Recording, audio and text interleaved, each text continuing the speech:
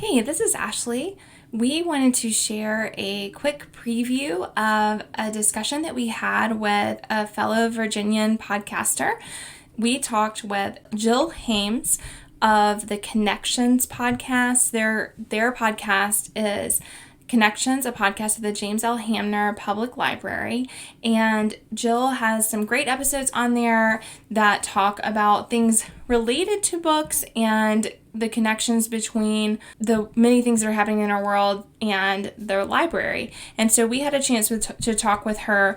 Our discussion focused on middle grade books that are often recommended to students but are classics. And Jill and the three of us talked about updating those classics, and we talked some titles and some topics that we think are great for middle grade readers who are looking to go beyond those classic texts. So this is a quick preview that we're sharing with you, and if you are interested in listening to the whole conversation, then you can check out the link in our show notes, or you can search for the Connections podcast in your podcast catcher to listen to the whole conversation. Also, this coming Monday, we have Bookish Faves every Monday on our website. And so this Monday, we will be focusing on some middle grade texts. So if you're interested in getting a long list, be sure to check that out at unabridgedpod.com. And be sure to let us know your favorites at social media at unabridgedpod or on our website in the comments. So without further ado, here is a quick peek into our conversation with Jill. In this section, we're talking about Gary Paulsen's Hatchet.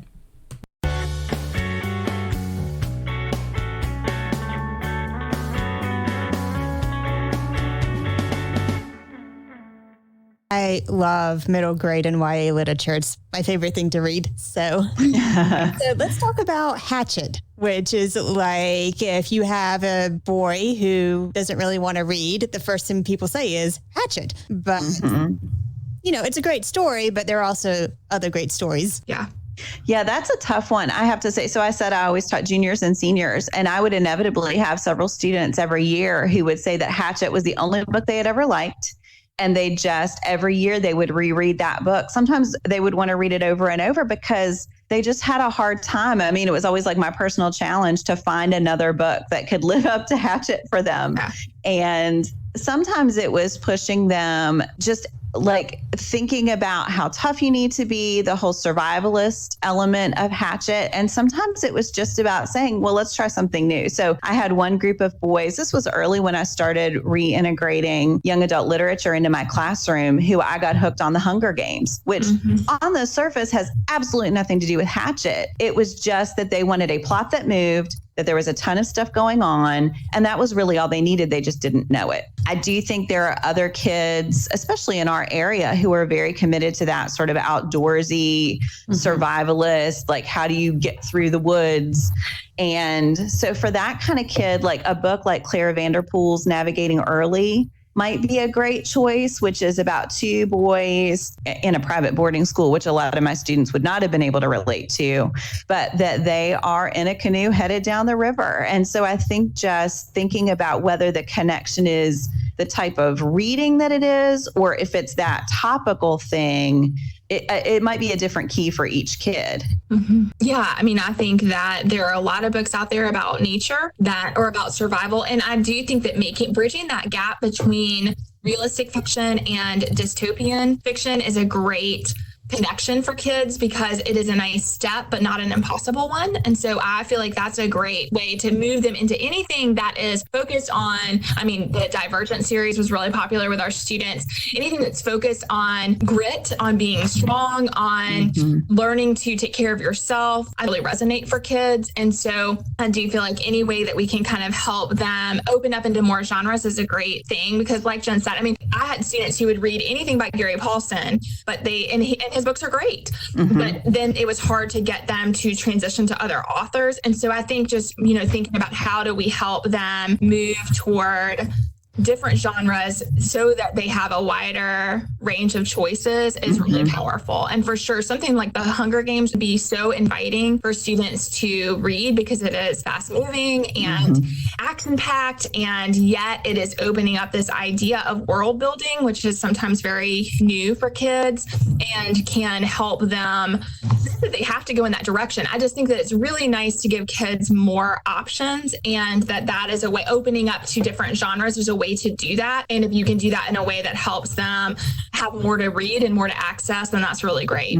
Yeah, I think with the Hunger Games, that also having follow-up books after is really powerful, because I actually taught the Hunger Games when I was in 8th grade English, and it was before the movies came out. So there was not so kids didn't know the story. And I had several students who loved Gary Paulsen, loved Hatchet. They kept reading Hatchet and Brian's Winter and all of these over and over. And so I wrote a grant for a classroom set of the Hunger Games, and my kids loved it. And then it also gave them, we read the first one together, but then they gave them this natural progression for at least 2 more books because they were so interested in the story. So I think any way that you can give a student a book and then also have some follow-ups that are a natural progression, I think that is you're only winning as a teacher if you can do that. Yeah, because sometimes that's the hardest thing, is just to help a kid figure out what the next read is. So like you said, Sarah, with Hatchet, okay, so what's the next Gary Paulsen book you're going to read? But then eventually you run out of Gary Paulsen books. So he has a lot, but not enough that it's going to take a kid through the rest of his or her life. And of course, we're always trying to build readers, not just students who are reading in our classes. Yeah. And so I think teaching kids, hey, there's a great thing about a series, or I have tons of auto-buy authors. So, you have this auto-buy author, let's try to find you another auto-buy author. Yeah. Yeah. And I think when Jen and I were at Broadway High School, we both were there when we did Divergent by Veronica Roth. And similarly, I mean, I think that the kids just absolutely loved it. It was really nice because a lot of these can span a really wide age range. And so I think that's really nice. And it was another time where they could get involved in a series. And I have to say that for myself, I did not love the other books as much as I loved the first. But for kids, that was just not a deterrent. I mean, a lot of them read the whole series, even though it was not required, and had this really great experience. And I think that's because they feel loyalty to the characters. They are connected to the world. And again, I think that anytime we can give them that immersive experience where they really are just in it and loving it, that's really powerful. And that, again, I mean, I think Gary Paulsen is great, but there are not tons and tons of realistic fiction nature books coming out all the time. And so I think helping them to find some other, like I said before about the genres, helping them to find other genres that have similar themes, but are more there's more prolific writers in it can be really helpful. Yeah. And that's how, as a librarian, if somebody says, I really loved Hatchet, what else do you have? Ask them, what did you like about it?